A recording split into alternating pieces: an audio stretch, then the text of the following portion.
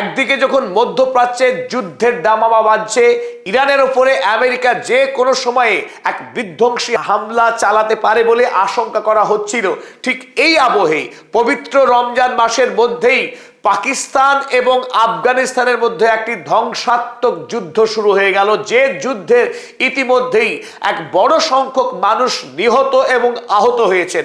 আজ শুক্রবার পাকিস্তানের প্রতিরক্ষা মন্ত্রী খুয়াজা আসিফ তিনি সরাসরি ঘোষণা করেছেন তারা আফগানিস্তানের বিরুদ্ধে যুদ্ধ ঘোষণা করেছে। তাই পাকিস্তানের বিপুল পরিমাণের সেনা হেলিকপ্টার আফগানিস্তানের আকাশ জুড়ে এখনো দাপিয়ে বেড়াচ্ছে। কান্দাহার, কাবুল শহরের ওপরে ধারাবাহিক একাধিকবার বোমা বর্ষণের ঘটনা ঘটেছে এবং পাকিস্তান এবং আফগানিস্তানের সীমান্তবর্তী অঞ্চলে ইতিমধ্যেই মানুষ ঘর বাড়ি ছেড়ে তারা নিরাপদ আশ্রয়ের খোঁজে তারা গ্রাম ছেড়েছে। আর এই আফগানিস্তান এবং পাকিস্তানের মধ্যে নতুন করে যুদ্ধ শুরু হওয়াতে গোটা অঞ্চল জুড়ে এক সীমাহীন অস্থিরতা তৈরি হলো। বিশেষ করে ভারতীয় উপমহাদেশেও তার উত্তাপ ছড়িয়ে পড়েছে। মধ্যপ্রাচ্যে এই মুহূর্তে কাতার, তুরস্ক, সৌদি আরব এবং অপরদিকে চীন, ভারতের বিদেশ মন্ত্রীরা তারাও অত্যন্ত উদ্বিগ্ন। নতুন করে আফগানিস্তানের তালিবান এবং পাকিস্তান সরকারের মধ্যে যে যুদ্ধ শুরু হয়েছে, এই যুদ্ধে ব্যাপক ক্ষয়ক্ষতি হওয়ার আশঙ্কা করছে সব মহল।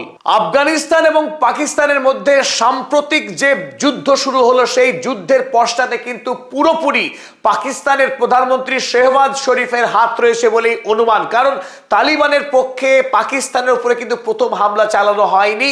প্রথম হামলা চালিয়েছে পাকিস্তান 21 তারিখে পাকিস্তানের পক্ষে আফগানিস্তানের উপরে গাজাব লিল হক বলে অভিযান চালানো হয়, যে অভিযানে আফগানিস্তানের একাধিক জায়গায় ব্যাপক বোমা বর্ষণ করা হয়। কারণ পাকিস্তান দাবি করে যে আফগানিস্তানের সীমান্তবর্তী প্রদেশগুলিতে পাকিস্তানের বিরুদ্ধে আফগানিস্তান জঙ্গি কার্যকলাপ করছে। তেহরিকি তালিবান পাকিস্তান এই দল তারা সংগঠিতভাবে পাকিস্তানের বিরুদ্ধে অপরাধমূলক কার্যকলাপ চালাচ্ছে। তাই তেহরিকি তালিবান পাকিস্তান দলকে নির্মূল করবার জন্য আফগানিস্তানে তাদের সমস্ত ঘাঁটিকে বোমাবাজি করে ধ্বংস করে দেওয়ার অভিযান নিয়ে তারা গাজাব লিল হক অভিযান চালায়। আর এই অভিযানেই কিন্তু শুরু হয়ে যায় পাকিস্তান এবং আফগানিস্তানের মধ্যে পারস্পরিক এই সংঘাত। এখন প্রশ্ন হলো, সত্যি সত্যি কি আফগানিস্তানের তালিবান সরকার এই তেহরিকি তালিবান পাকিস্তানকে অস্ত্রশস্ত্র দিয়ে পাকিস্তানের বিরুদ্ধে যুদ্ধ করতে মদদ দিচ্ছে?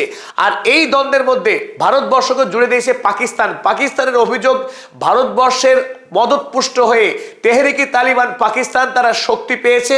তালিবানের সঙ্গে ভারত সরকারের যে বর্তমানে বন্ধুত্বপূর্ণ সম্পর্ক, সেই সম্পর্কের কারণেই পাকিস্তান দারুণভাবে উদ্বিগ্ন হয়েছে। তারা আফগানিস্তানের মাটি থেকে এই তেহরিকি তালিবান পাকিস্তান দলকে সম্পূর্ণরূপে নির্মূল করার অভিযান চালাচ্ছে বলে দাবি করে। আর তালিবান সরকারও পাকিস্তানের এই অভিযোগকে সম্পূর্ণ উড়িয়ে দিয়ে তারাও যে সামরিক দিক থেকে দুর্বল নয়, পাকিস্তানের সেনাকে তারা যে ভয় পায় না, সেই বার্তা দিতে তারাও আফগানিস্তান পাকিস্তানের সীমান্তবর্তী অঞ্চলে পাকিস্তানের যে সমস্ত সামরিক সেনা ছাউনি রয়েছে, সেই সামরিক সেনা ছাউনিগুলোতে তালিবানের পক্ষে ব্যাপক আক্রমণ চালানো হয় প্রত্যুত্তরে। কিন্তু বিশেষজ্ঞ মহল মনে করছে এই যুদ্ধের পশ্চাতে পাকিস্তান যে যুক্তি খাড়া করছে সেটা একটি অজুহাত মাত্র।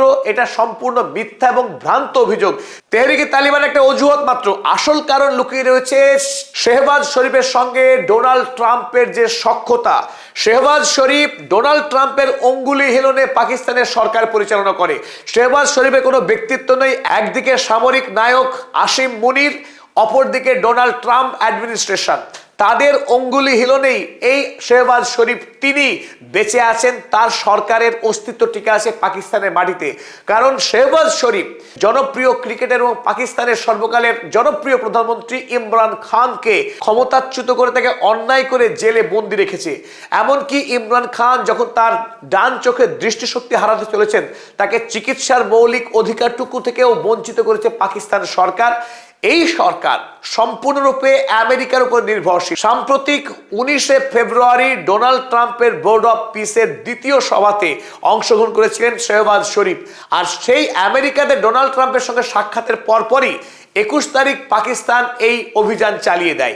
ফলে একটা সমীকরণ খুব স্পষ্ট, পাকিস্তান স্বতঃস্ফূর্তভাবে যে হামলা চালালো আফগানিস্তানে, তার নেপথ্যে আমেরিকার হাত রয়েছে ডোনাল্ড ট্রাম্পের।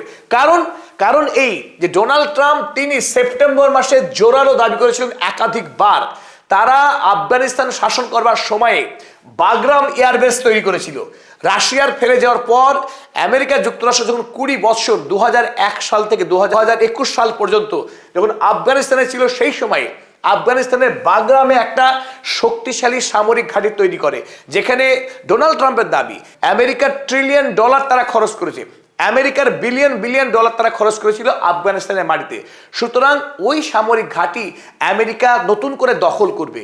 তার উত্তরে তালিবান জানিয়েছিল তারা আমেরিকার বিরুদ্ধে 20 বছর যুদ্ধ করেছে, আরো 20 বছর যুদ্ধ করতে প্রস্তুত, কিন্তু আমেরিকার হাতে ওই বাগরাম সেনাঘাঁটি কোনোভাবেই তারা ছেড়ে দেবে না।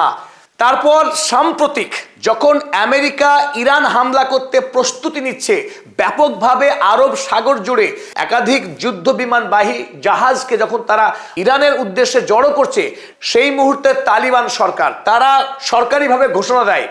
তালিবানের মুখপাত্র জাবিহুল্লাহ মুজাহিদ তিনি জানিয়ে দেন, যদি ইরানের সরকার যদি মনে করে তালিবান প্রস্তুত আছে আমেরিকার বিরুদ্ধে লড়াইয়ে ইরানের সাথে সাথ দিতে, তালিবান প্রস্তুত সমস্ত রকম ভাবে ইরান সরকারের সঙ্গে যুদ্ধ করতে আমেরিকার বিরুদ্ধে। এই পরপর দুটি খবরে আমেরিকা সরকার তালিবানের উপরে রুষ্ট হয় এবং এই তালিবানকে দমন করবার জন্য তাদের উপরে মারাত্মকভাবে আক্রমণ চালানোর উদ্দেশ্য নিয়েই ডোনাল্ড ট্রাম্প তিনি নিজে আক্রমণ না করে পাকিস্তান সরকারকে লেলিয়ে দেয়, যাতে পাকিস্তানে ইতিপূর্বেই আমেরিকার প্রচুর পরিমাণে সামরিক অস্ত্র রয়েছে, সেই সামরিক শক্তিতে বলিয়ান হয়ে পাকিস্তান ঝাঁপিয়ে পড়ে আফগানিস্তানের উপর।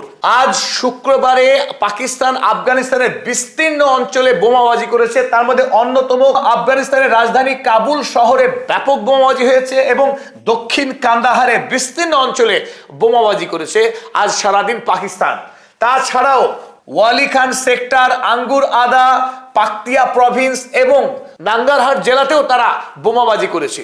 21 তারিখে পাকিস্তান যখন প্রথম আফগানিস্তানে হামলা চালায়, সেই হামলাতে আফগানিস্তানে 18 জন সাধারণ নাগরিক খুন হয়েছিল, যার মধ্যে 11 জন শিশু ছিল। 22 থেকে 24 ফেব্রুয়ারি পাকিস্তানের এই হামলার প্রতিবাদে, হামলার জবাবে তালিবান বাহিনীও পাকিস্তানে ঢুকে পাকিস্তানের বিভিন্ন সেনা ছাউনি আক্রমণ করে, তাতে পাকিস্তানের 19 জন সৈন্য খুন হয়।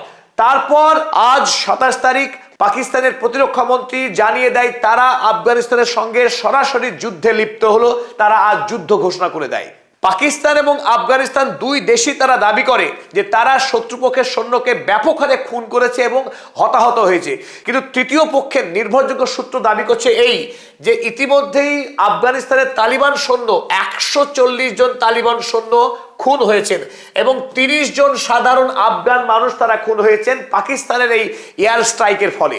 অন্যদিকে তালিবান বাহিনী তারা যে হামলা চালিয়েছে পাকিস্তানের সেনাবাহিনীর উপর, তাতে এখনো পর্যন্ত যা খবর 55 জন সৈন্যের খুন নিশ্চিত।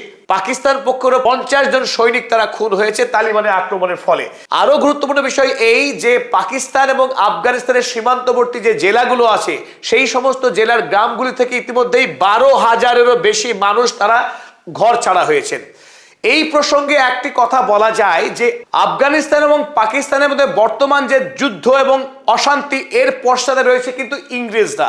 ইংরেজ ঔপনিবেশিক শাসকরা যাতে এই ভারতীয় উপমহাদেশে অনন্তকাল যুদ্ধ চলে তার বীজ রোপণ করে গিয়েছিলেন।